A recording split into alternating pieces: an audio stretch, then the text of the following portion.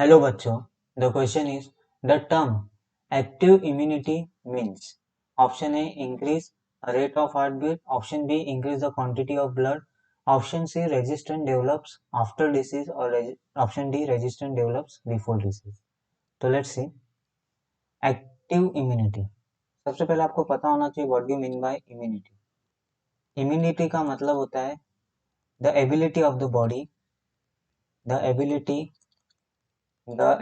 of the body, the ability of the body to defend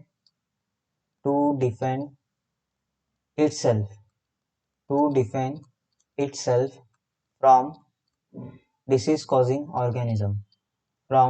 disease causing organism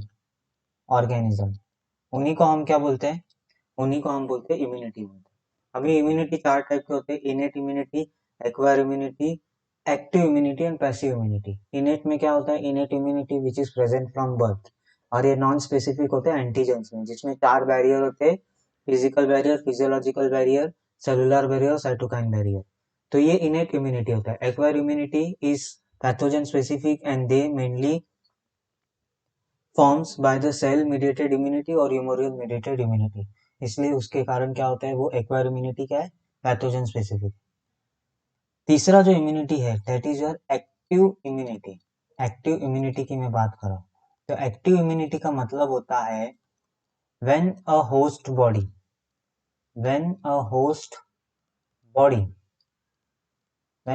body expose to a dead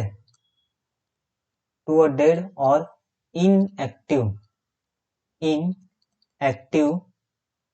pathogens, तो उसके कारण क्या होता है, उसमें क्या फॉर्म होता है, उसके बॉडी में एंटीबॉडीज आर फॉर्म। एंटीबॉडीज क्या होते हैं यहाँ पे, antibodies are form into the host body, उसी को क्या बोलते हैं हम, एक्टिव इम्यूनिटी बोलते हैं। ठीक है, तो इसमें क्या हो रहा है, आपको इन्फेक्शन यहाँ तो कॉज करवा रहे, मतलब आपको नेचुरल इन्फेक्शन से जो इम्यूनिटी मिलता है उसको हम एक्टिव इम्यूनिटी बोलते हैं, या वैक्सीन, ये जो मैंने एग्जांपल दिया है इनएक्टिव पैथोजन जैसे वैक्सीन में क्या होता है, या तो स्मॉल वायरस का पार्ट होता है या बैक्टीरिया का पार्ट होता है, या पूरा होल इनएक्टिव पैथोजन आपके बॉडी में इंसर्ट करते हैं ताकि वो क्या फॉर्म कर सके, एंटीबॉडी फॉर्म कर सके। यस और नो, तो उसी को हम एक्टिव इम्यूनिटी बोलते हैं। तो या तो नेचुरल इन्फेक्शन के बाद जो इम्यूनिटी मिलता है उसे हम एक्टिव इम्यूनिटी बोलते हैं। तो वैक्सीन के थ्रू अगर आपको आपके बॉडी में एंटीबॉडी प्रोड्यूस किया जा रहा है तो उसको हम एक्टिव इम्यूनिटी बोलते हैं।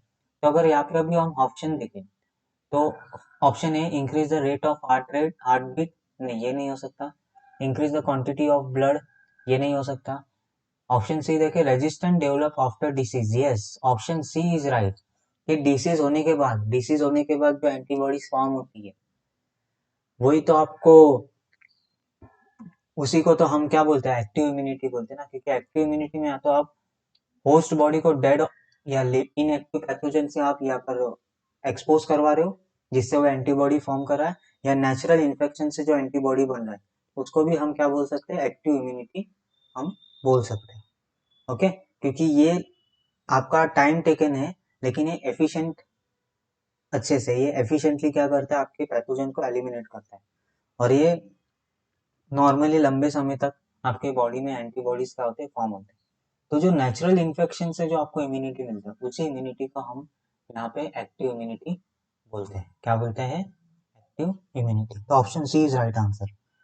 ऑप्शन डी देखिए, रेजिस्टेंट डेवलप बिफोर डिसीज। अभी ये जो एग्जांपल है, ये एग्जांपल दिया है पैसिव इम्यूनिटी का।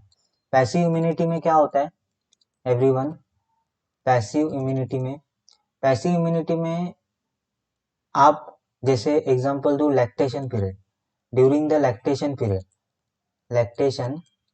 आप क्या बेबीज को मदर मिल्क से IgA एंटीबॉडीज क्या मिलता है जो उसको इम्यूनिटी प्रोवाइड करता है, किसे, न्यूबॉर्न इन्फेंट को। तो इसको हम पैसिव इम्यूनिटी बोलते हैं। क्या बोलते हैं, पैसिव इम्यूनिटी। समझ रहा है यार? ड्यूरिंग प्रेगनेंसी जो आईजीजी एंटीबॉडी है, आईजीजी एंटीबॉडी, वो प्लासेंटा से ट्रांसफर होता है। यस, वो प्लासेंटा से ट्रांसफर होता है। वो भी क्या कर रहा है, न्यू बॉर्न इन्फेंट को क्या कर रहा है, इम्यूनिटी प्रोवाइड कर रहा है ना। तो ये भी आपका क्या है, पैसिव इम्यूनिटी। तो बिफोर डिसीज अगर आप रेजिस्टेंस या इम्यूनिटी अगर उस बॉडी को मिल रहा है तो वो है आपका passive immunity. Yes, even vaccine भी एक एग्जांपल है पैसिव इम्यूनाइजेशन का ही। वैक्सीन में क्या हो रहा है, इनएक्टिव पैथोजेंस आप दे रहे हो ना, तो वो पहले से एंटीबॉडी बना रहा है ना, ताकि अगर फ्यूचर में वो डिसीज आपको हो तो वो इजीली क्योर हो जाए। तो ये भी एक एग्जांपल है पैसिव इम्यूनाइजेशन का ही। तो ये ऑप्शन नहीं हो सकता। ऑप्शन क्या हो सकता है, resistant develop after disease, natural infection या डेड ऑर्गेनिज्म को अगर आप एंटर करवा रहे हो और वो एंटीबॉडीज बना रहे हैं तो उसको हम एक्टिव इम्यूनिटी बोलते हैं। Option C is right answer. I hope you will understood this concept. Thank you and best of luck.